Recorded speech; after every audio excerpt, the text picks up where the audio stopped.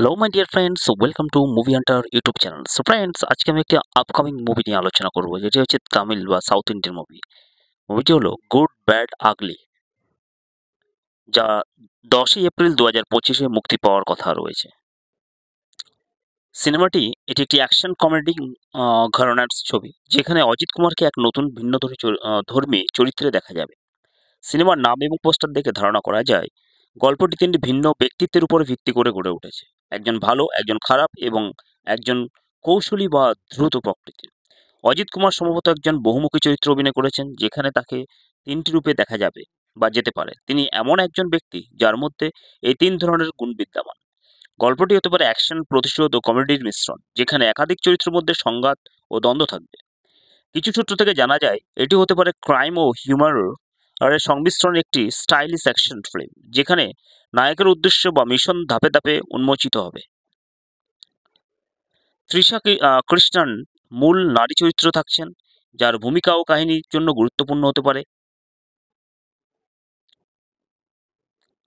Good bad আগলি আদিক রবিচন্দ্রন পরিচালিত একটি আসন্ন তামিল অ্যাকশন কমেডি ছবি।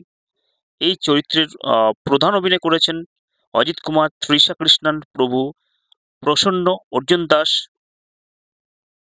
সুনীল, রাহুল দেব, যোগী বাবু এবং শাইন টম চাকু। মুভিটি একটি অ্যাকশন ছবি বা মুভি।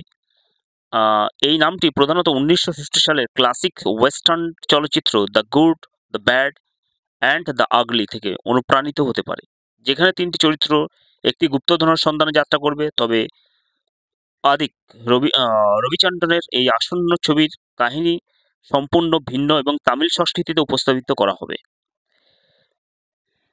যাই হোক, সমস্ত কিছু মিলিয়ে ছবিটি যে একটি অ্যাকশন এবং সকলের মন কাড়বে সেটি আশা করা যায়। ছবিটি প্রধানত যদিও কোনো গুপ্তধনের সন্ধানে যাওয়া, নতুবা আহ, একটি অ্যাকশন মুভি তো রয়েছে, সঙ্গে একটি কোনো অন্য দিকে হয়তো কাহিনী জোড়া হবে নতুন করে, যেখানে মূল যে বক্তব্য মধ্য দিয়ে তুলে ধরা হবে যে কোনো গুপ্তধনের বা ট্রেজারের সন্ধান, নতুবা অন্য কিছু। যাই হোক, এই ছবিটি মুক্তি পাওয়ার জন্য আমাদের সকলকে অপেক্ষা করতে হবে। আর এই গুড এবং ব্যাড আগলি অর্থাৎ তিনটে মিলে ছবিটিকে একটা কম্পাইল করা হয়েছে, যাতে একটা ভালো দিক থাকবে, খারাপ দিক থাকে এবং কুৎসিত অর্থাৎ আগলি কুৎসিত দিকটাও কিন্তু এখানে দেখা যাবে।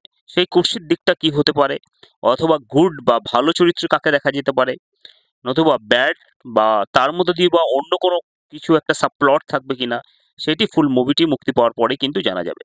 তবে যে এই গুড ব্যাড আগলি এই তিনটি অ্যাডজেক্টিভের মধ্যে দিয়ে আমরা অনেক কিছু হয়তো এই মুভিটি আমরা দেখতে পাবো।